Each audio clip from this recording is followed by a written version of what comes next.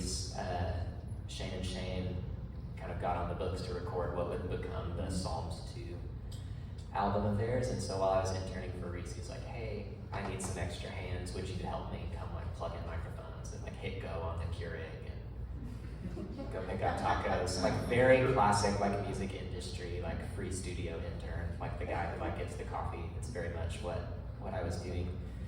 And then the Shanes, after that week, were like, hey, thanks for helping. You want to keep helping? And so I would just keep showing up because the studio wasn't that far from campus. And then one day, last minute, in January of 2016, they needed somebody to fill in with them at their church's young adult ministry on guitar, and I'd been playing for like another campus of their church for that same ministry. And so they asked if I could step in that night, and then I did. And the next day, I got a text like, hey, can you do these 7 other events or whatever? And so I was like, oh, I guess I'm gonna do this. So I did that, ended up doing a residency at my church in kind of like pastoral care stuff while contracting with the Shanes. And then in 2018, actually like 5 years ago tomorrow, I started working at the Worship Initiative, which is a music and Bible training resource for worship teams. A guy that I work with, Joey, built those drums and some of those cymbals over there. They're awesome, so if you need drums that aren't loud but sound good, go look at those and talk to me or Nathan in this hat about them. So I kind of, when I came on at the Worship Initiative, my role was to like make guitar tutorial videos and chord charts. And there were 3 of us and the Shanes. It is very much not that way anymore. There's a lot more people and it's grown. And as the company's grown, not out of skill, but out of pure necessity, I became an audio engineer because we didn't have anybody in-house. And so over time, I've ended up to where now I kind of, I don't know, give primary oversight to the music that comes out as the Worship Initiative. So that's engineering, mixing probably half of it. We send it the other half out to my friend Jared in Nashville. And yeah, so I spend a lot of time recording a lot of different people because the Worship Initiative isn't just the Shanes. We've got 3 other people on staff, 4 other people on staff who are like artists who sing, bring in lots of friends to sing, also sing lead vocals on stuff. So it's been a lot of voices that I've gotten to work with, which has been really cool because everybody's voice is really different, and I've had to really learn how to treat different voices differently, and everybody's, this kind of psychology of vocal production is different with every person, and so I'll talk a little bit about that, but that's kind of who I am. I just play guitar and make songs and write training content for churches. Curious, I would love to get like a pulse on just kind of like the spectrum of experience around vocal recording or just recording in general. Who is like, I'm brand new to this, I just got an interface and I'm learning how to plug my microphone into it. Is there anybody that's like, you put yourself more over there? That's the extreme. Yes? Great.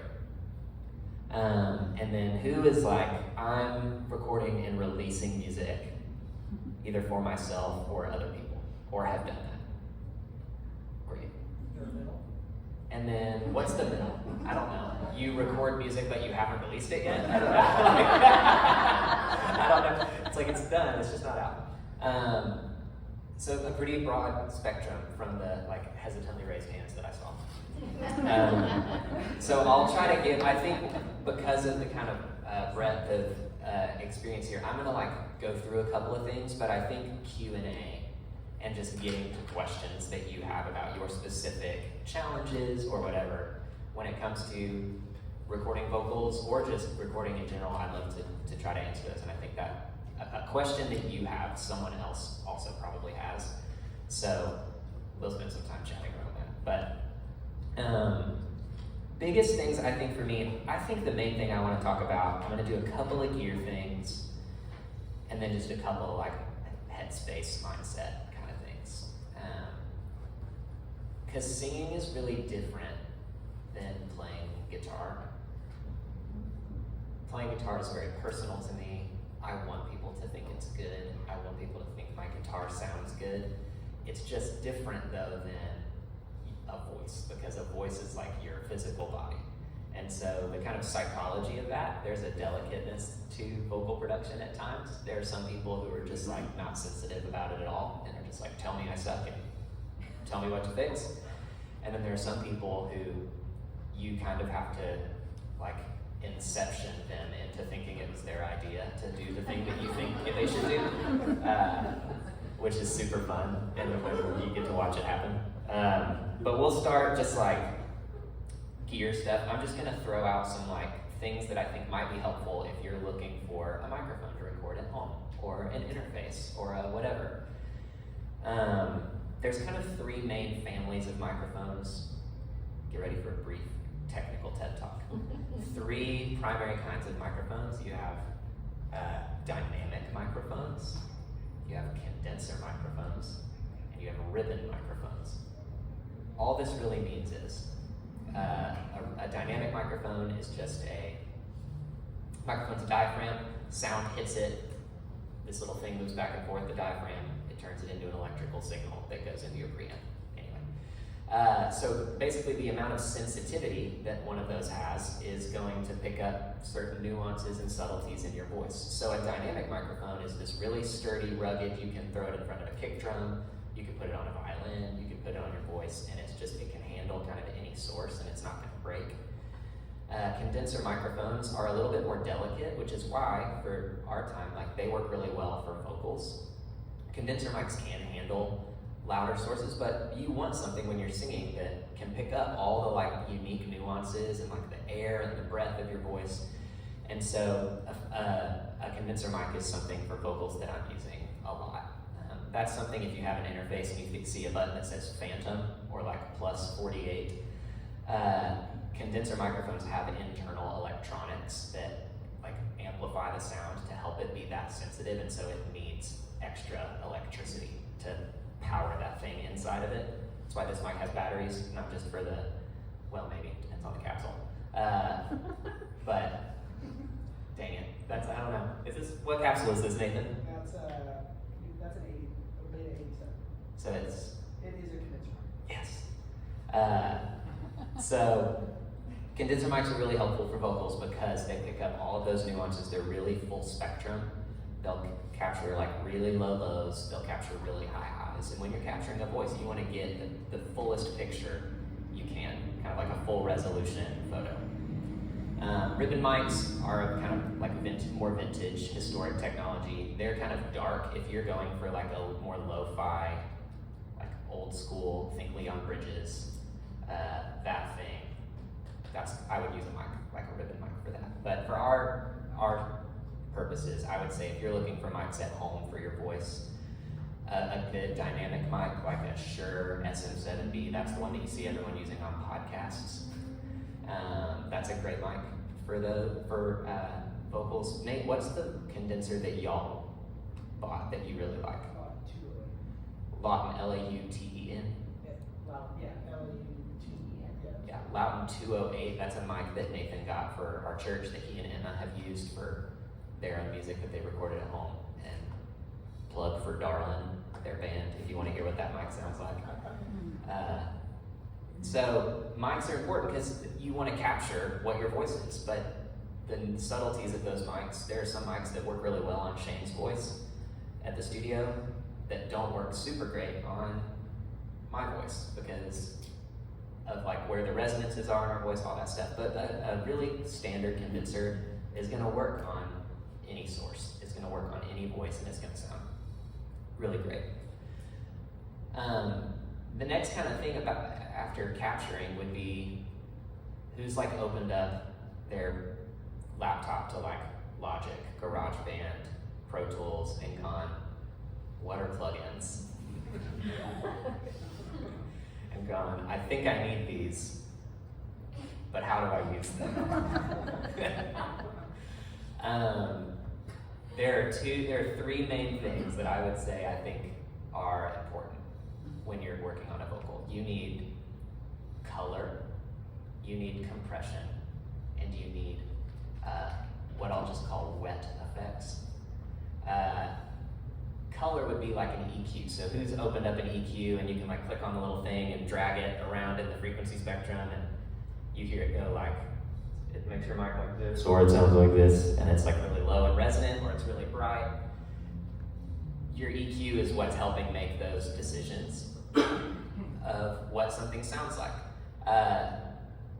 The closer you are to a microphone, the more low end you're gonna hear, as opposed to this. Same volume pretty much, but different frequencies that you're hearing. And so this sounds like I'm closer in some ways to your ear, if you think about it. If you whisper, let me think about how I wanna say this. Think about a microphone as an ear, which is a weird thing to think about, but that's what it is. You don't listen to all music with every instrument right here, but I've got 5 ears over on that drum kit. And so what I'm gonna have to do is take an equalizer and carve out space, say, well, I don't need this frequency in the voice because there's a kick drum that's doing it. So EQ is what allows you to carve and create this specific kind of footprint that any instrument or voice is taking up. This is can be really technical, can be really not. I would honestly say the best thing you can do is record your voice, put an EQ plug-in on your recorded voice, and then just mess with it. Turn things all the way up, turn things all the way down, move it around, just like see what it's doing. And then listen to a song that you like and see if you can move all the EQ stuff around on your voice to see if you can get it to sound kind of like a song that you like. That's honestly how I've learned. I didn't get a ton of coaching. It was just like, I'm gonna turn a lot of knobs and I'm gonna mess with a lot of faders and move a lot of things, and it really is trial and error. And I'm grateful that someone kind of told me that early on, because I felt like I was supposed to know more than I did when I started. And I think when you're like, especially like working at home and or doing things on your own, it can feel a little intimidating and a little bit like, what do I do? And I would just say, extremes are your friend. Like, turn something all the way up, turn something all the way down, turn that knob completely to the right or completely to the left, just to see what it's doing. And you'll learn over time, oh, that's what this sounds like. Oh, that's what this sounds like. So that then you kind of are developing a vocabulary, having tools in your tool belt for making your voice sound like what you want. So EQ, think of it as volume knobs for different frequencies. You have this in your car, right? You have bass, middle, and treble in your car. It's just that for your voice, but you get to have even more control over it. So experiment, have fun. Compression is kind of what it sounds like. It compresses the audio signal. It makes your quiets louder and your louds a little bit quieter. So it's just taking this really big dynamic range and making it smaller. That's what allows you to kind of hold your voice in place at the kind of front of the mix. Because a vocal is the most important thing in any song, despite what people will tell you. Like, a drum kit and a voice are the song. And you're just putting instruments around it. Which is what's so cool about Nathan and Emma's band. Because Emma has a great voice and Nate is a great drummer.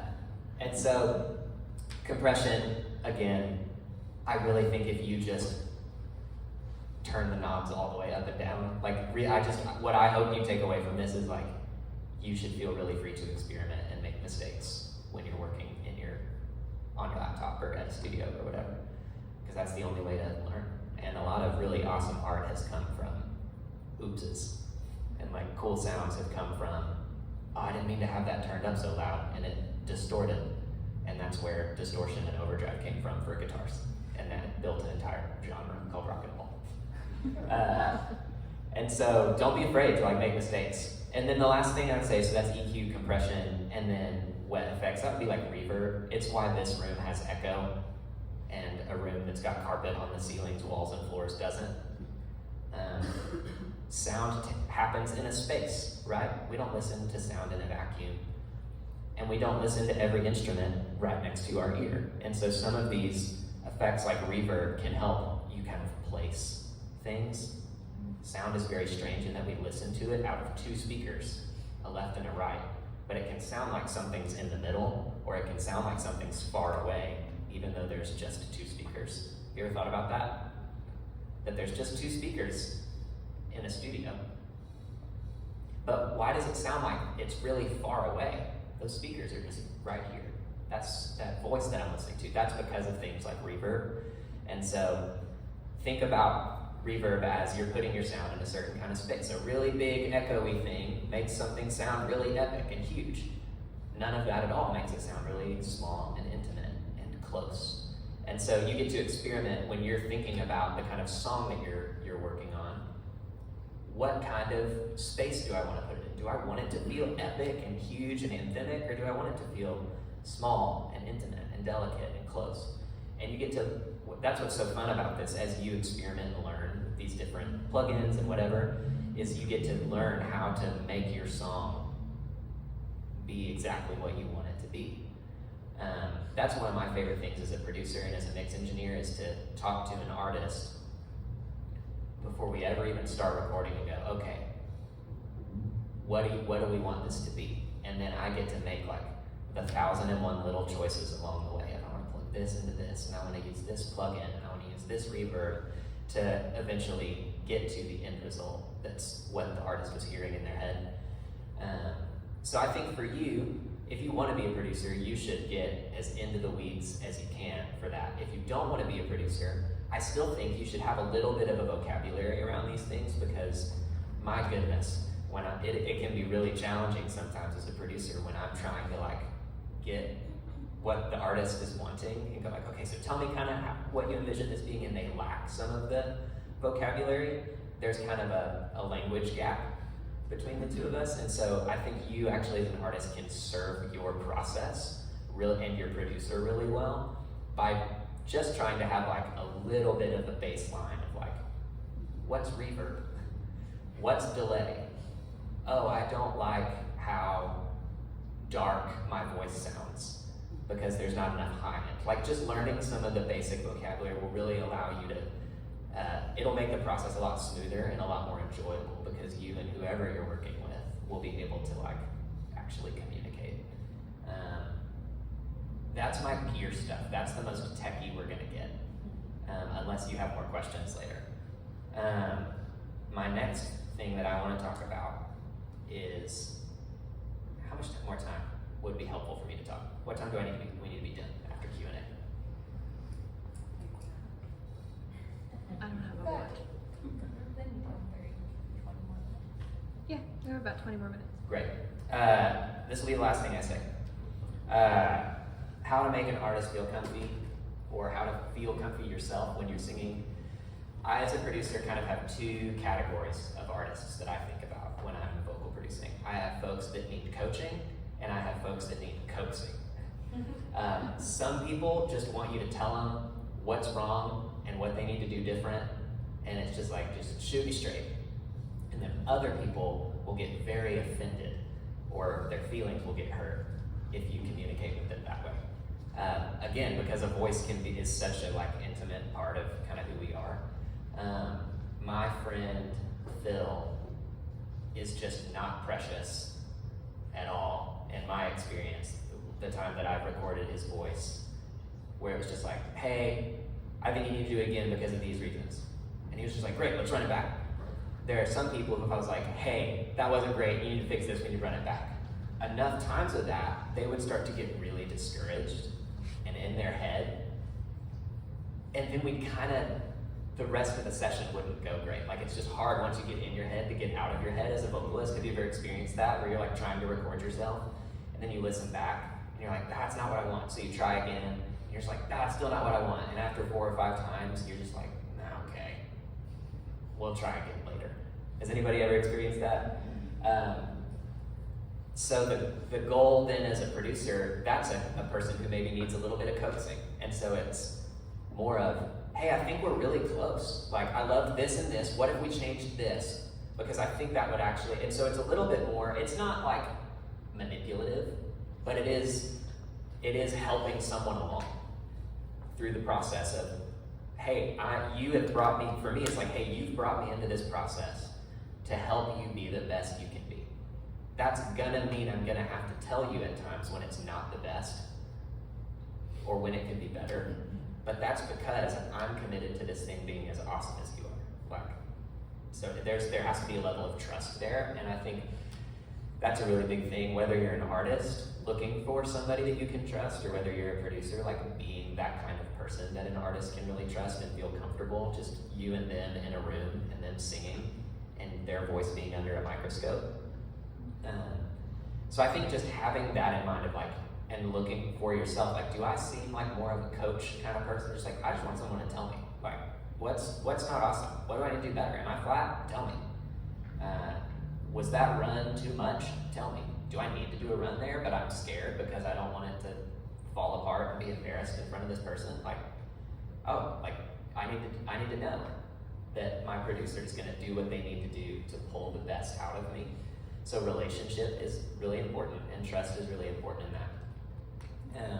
With the coaxing one, that one's fun in a different way, because I said this earlier, it's like you kind of get to play like a game of Inception and try to get the artist to think that it was their idea, but it was actually your idea. To just go, hey, I think like, it just seems like it needs to climb and soar, or like it needs to be this thing, and then just let the artist do their own version of that. Like, not just tell them the notes to sing, but let them kind of interpret that. It's gonna be like, I don't care who says like, oh, that was so-and-so's idea at the end, but it's been fun for me at times to hear. I remember there was a song that I produced the vocal on, and I had the vocalist, like, it was one where I like spelled the notes out, like, I want you to do this. And then later when it came out, Shane B was like, man, she's a genius. Can't believe that. And I was just like, it was this really good moment for me to like try to be holy and just be like, I don't need to get the accolades. And I was just like, I know, man, her voice is crazy. Like, it was just one of those like, I'm gonna be okay. It's enough that they liked it. But I just think coaching and coaxing has been a helpful like grid for me, as just I'm approaching a process, even going in to go. Sometimes I'll ask like, hey, do you want me to just like tell you, or not? And or do you want us to like, and so it's just being free and courageous to like ask the question. And then as a vocalist, to ask for help and to know like, your voice is gonna need to be edited. You haven't listened to a recorded song in 25 years that hasn't had pitch correction on it. Like, everything has pitch correction on it. You are not a bad singer for someone needing to use Melodyne. Beyonce uses Melodyne. Like, you are not a bad singer for needing to use a little bit of autotune. Everybody uses a little bit of autotune. And like, I think if you can get that into your head, like, that's just part of the sound of music now. That's not like because you suck at singing, that's just because it's part of the sound of music. Not the musical, but that's just the sound of songs. So then like, I think that'll help you not get so in your head of like, oh, they have to fix it. It's like, we have to fix everything. That's the beauty of this technology, is we actually can go in and fix it. And so I think the things that I would love for you to take away before we go into Q&A, having a basic understanding of some like gear and some plug-in stuff, not because you need to become a producer that can just do everything yourself, unless you want to, but so that when you bring people into the process, you can communicate with them in a way that actually like makes the process work, as opposed to just being like every step is this game of like you need a Rosetta Stone to translate what the artist wants. And then I would say just figuring out the way for your process to know how you kind of where along the coaching and coaxing spectrum you fall is just a helpful thing as you're going into a process, because it'll keep you from beating yourself up quite so much, which will short circuit your creative vibe faster than anything you could do. That's just a lot of word vomit around vocal production. I would love to hear like what questions you specifically have. So I think Emma is gonna come up and help facilitate Q&A time. Yes, no, maybe. There's a stool and a microphone. You have to. But yeah. Hello. Okay, yeah, we'll do Q&A. So I've got some prepared, but I'd love if y'all like to start. If anyone has a question first. Yeah. Graham. Hey, thank you. This is all super helpful, especially as somebody who's not in the like, I love the production stuff. Yeah. But who usually is at home like, well, I guess I'll quit now because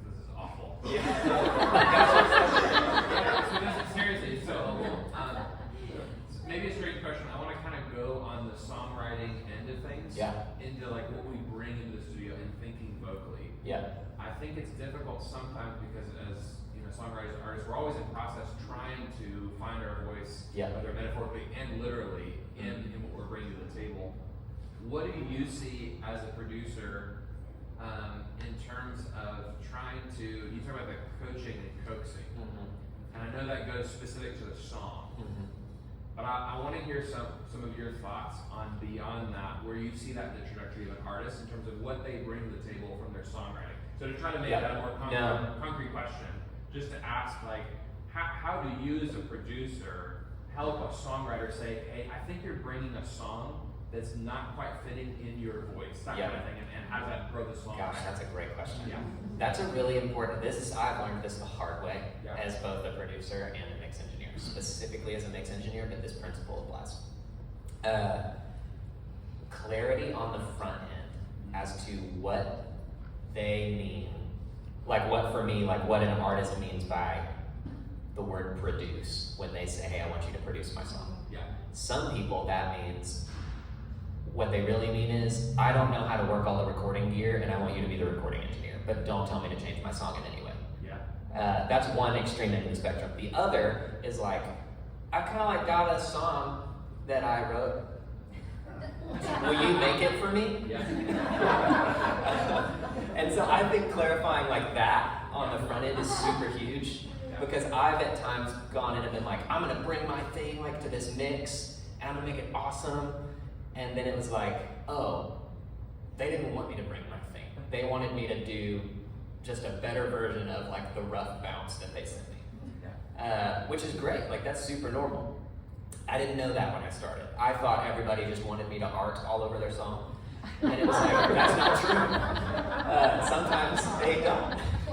And so I think that is a huge thing, like clarifying when we, like what's the scope of the word produce? And is there an agreed upon understanding between an artist and a producer before the process begins? Because otherwise you're gonna get into the process, and I've just seen it where people, you can tell they're not on the same page about it, but they're kind of afraid to bring it up, and then the whole thing is just awkward. Does that answer the question? Yeah, that's Okay, great. awesome, thank you. What else? For someone who is starting at home with like a very basic setup, want to start recording something, what would you recommend in terms of equipment? If someone had a budget of $750 Yeah. to $1,000, like preamp, microphone, what would you recommend? That's a great question.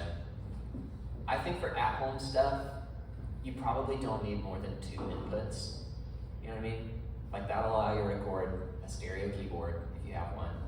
That'll allow you to record your voice and a guitar at the same time if you want to. So I would say no more than, you wouldn't know no more, but at least 2 channels. Focusrite makes an interface called the Scarlett that's great. SSL makes a 2-channel interface that's great. Slightly like up a scale, like Universal Audio is a great company that makes really good interfaces. This is probably not a cool thing to say, but I think an SM58 is just like the normal, like Shure microphone that kind of looks like this, but you plug it in with a cable. Sounds great. Like, I like that mic on Shane B's voice better than like, on certain songs better than the like $20,000 German microphone from 1947 that I have. You know what I mean? Like, so I would just say like, and that mic is $90 new. Like, I would also say used gear is your friend. I think like gear is gear, and a lot of stuff is really sturdy. Facebook Marketplace, reverb.com, just like used gear. I've hardly bought anything new for myself in a very long time because it's cheaper and it works. It's just someone's used it before. So I would say, I personally like, for my little at-home thing, have a Universal Audio Apollo, which is like a little 2-channel thing. And I bought it on a Black Friday bundle, and it came with a condenser mic that So like pro audio people go insane, like companies go insane on Black Friday. So like if you're looking for gear, that's like a really good day to like look for deals. It's crazy the discounts that they do. But yeah, I would say a basic condenser microphone. I mean, what's the AT 2020 is great. The Beta 87A, which are whole, Yeah. is $30 more. Beta 87A, according to Nathan, is $30 more than the normal SM58 and sounds better. So, yeah, I'd be happy to like, we can chat more later. You can email me and I can like type out a list or options, whatever, that we can send out to everybody. For vocal specifically, Yeah. how much do you think the environment, how you Yeah. set up around the mic plays a role? It certainly does, particularly if you're using a condenser microphone that's like super sensitive. If I was to record me singing into this microphone, you would hear some of the room around me. And so this is why people will like set up a microphone in their closet surrounded by their coats, because it'll absorb all of that sound. So the more controlled of an environment you have, the more then as you learn different plugins and things, you've got a completely blank canvas to paint on, where recording something with some of this echo baked in, like you can't get rid of it. And so the environment does play a role. So as controlled of a space as you can get in with your voice, the most carpeted room in your house, or you can buy like a little shield that can go around it. Something like that. This is why I'm gonna show my youthfulness here. I just remember seeing on like Instagram the funny like heading to the studio with my dudes like meme, and it was just like a microphone set up in between like a bunch of mattresses. That's because, I mean, it looks ridiculous, but it works. And so when you can put like something around your microphone, I think that'll help with vocal production for sure. Yeah. I'm a composer and musician. I don't have any experience as a producer, but I think about the Beatles, George Martin, and the way that he was able to let them be themselves at the same time. He definitely was so integral into helping them evolve and do things that they couldn't even imagine before. I'm just curious, who is your favorite producer? Oh, I love that question. And why? Oh man. Have they influenced you? Yeah. There is a producer in LA named Greg Wells who, I mean, he did Apologize by OneRepublic. He did the Greatest Showman soundtrack. He's done like KT Tunstall music. He's Katy Perry. But what I love about him is I grew up playing classical music like K through college. And that's kind of his trajectory also. It's like he was a classical pianist and just kind of ended up in commercial music. And so I love like finding songs that he's done and listening for that influence to go, man, someone who has such a mastery of the kind of language of music and music theory and seeing that get applied to kind of a pop context is really cool for me and exciting to go, oh, there's ways to do that because a common critique of pop music is that it's simplistic or whatever. It's like, man, there are ways, it's actually in some ways more difficult to like tuck in musical technicalities into a genre that's pretty kind of down the middle. And so I think Greg Wells has done that really well. Incorporation of orchestral elements or percussive elements that aren't normal in pop music. I really appreciate that about his work. That's a fun question. What else? This one. Yeah. For somebody who's starting and would like to record a song, what could be like a good budget if somebody's trying to reach out to a producer? Because you hear some artists spending thousands and thousands and thousands on an album, and you don't have that budget. Yeah. So I don't know how it works with a producer, Yeah. especially with new people that is not sure about.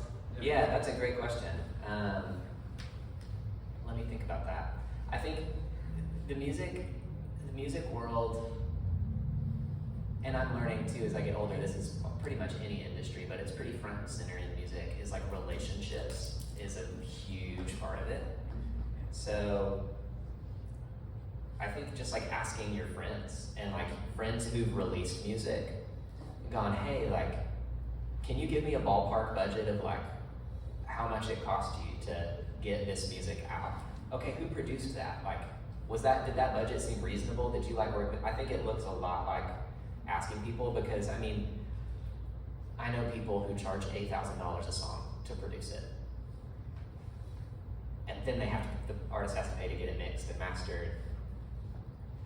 And I know people who charge $0 because they're getting started in production.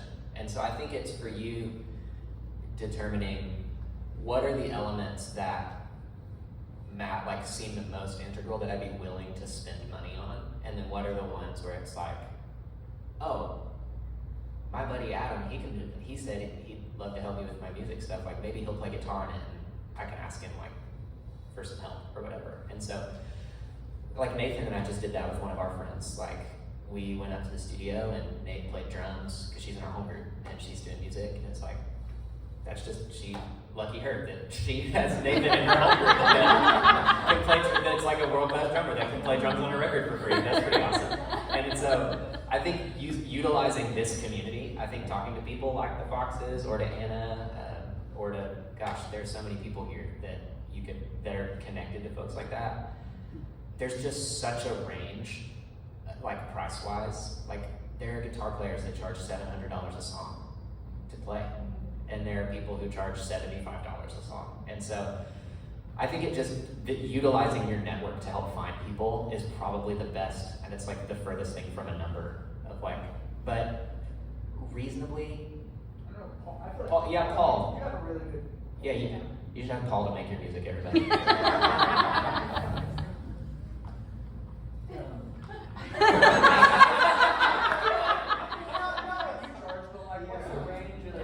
Yeah, Paul, how much do you make in a year? I guess what I'll say is, I have a rate that I start with an artist, but I almost always am willing to negotiate with people's budgets, and it's kind of like, this is what I would like to make on a song. A lot of people are able to pay this. If you're not able to, let's work it down until it makes sense for your budget and for my time.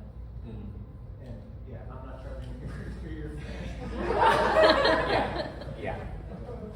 Yeah, this guy weirdly, the first record he ever worked on won a Grammy.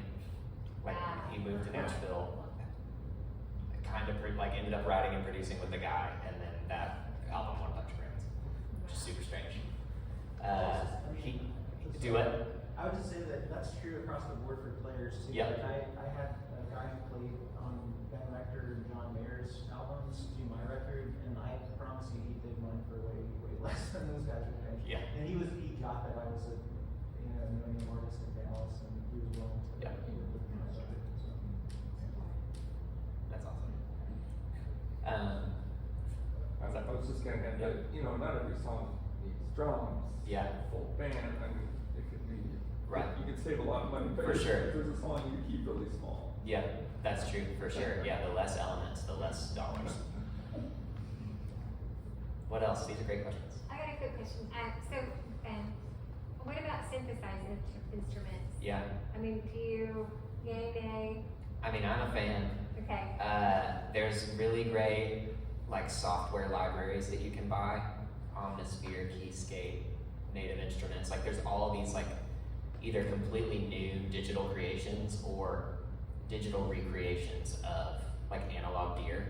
So you could buy just a whole library of stuff for the price of one analog keyboard. And so you can buy strings libraries where you can play in orchestral sounds or solo cello and wind. So all of that synthesized stuff I love. And the fact that it's all available as just a download and you can just get your MIDI keyboard and play it is awesome. Because it's a lot cheaper than buying 15 synthesizers. You know what I mean? We probably have time for one more. Anyone's got a really pressing question? I don't know if it's pressing, but I thought I would come I need to ask urgently. Do you like seafood or? No, I wanted to get back guitarist that's not as comfortable with a lot of the technicalities of this, just trying to get to a certain threshold of that. Can you just go back to that and maybe say a few, like, what are some practical things that we can either listen to or do to train our brains to help us, like, elevate our understanding of vocal production? That's so good. Just some takeaways. Gosh, what's the guy, Graham, on Oh, yeah. Pro Tools Expert? Is that what he's called? That's it. Graham Cochran, I think is his name. He's in Florida. YouTube is your friend. The plugin on. Plug- Plugin lines is 100. Yes, there's a company called Plugin Alliance that makes plugins, shockingly, and they have a lot of great like videos on how to use. I think on like every plugin they release, they put out videos on like, here's how you use it. So I would just say like, I think the best thing you can do, this is just true of like learning anything, is like the smaller the time gap can be between like theory and application, like have YouTube and Logic open and like do the same things that they're doing, like mirror the settings that they, and just like learn it and go, or scroll through the presets on your plugin and go, wait, it sounds really different. Why does it sound different? Like, it really is just like when you were learning guitar or piano and you had to learn the theory and the language of it, or especially with like electric guitar, why do I switch between these pickups? Like, why would this sound work over this sound? The more familiar you get with the tools, the quicker you're able to use them, right? Like when you're learning, I've never learned a new language, I sure would like to. But remember when you were learning anything new and you had to really think about something that feels so simple and second nature now. It became second nature because you did it often. And so consistency and trudging through the really uninspiring, just like YouTube slog and like twisting knobs and trying things and it not sounding beautiful, but maybe you took a step forward. That enables you to be creative in the future. Like I have been able to learn on a lot of really awesome gear and have access to a lot of really awesome like plugins and things to where now I don't even have to think about it. Like I can just enjoy twisting the knobs and doing things, and like I can make the sound in a fifth of the time. And so I think just the more you can do it, the more videos you can watch. There's a million opinions on everything. One person's gonna say this technique is dumb, and another's gonna say it's the best thing ever. But just try it. Like that's the beautiful thing about it is, it's just on your laptop right now. You know, it's not out in the wild yet. And then it could be, this might be a fun, I don't know, this might be a little scary. I think working on songs that aren't yours, like if people are willing to share a song for you to just like practice on, I think it can help you get outside of like fixating on your voice. Like it can help you get to just how is this tool functioning? Because it's really hard to kind of separate yourself from your voice. So there are even places online like that'll just like have old demo sessions of like songs. And I've like done that and practice mixing with them.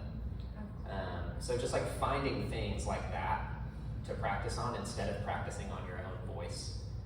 Because if it doesn't sound good, it's not just that it doesn't sound good, it's that I don't sound good. And so if there's a way to get outside of that, I think that could potentially be helpful. That's really good. Adam, thank you so much. Yeah, thanks for having me.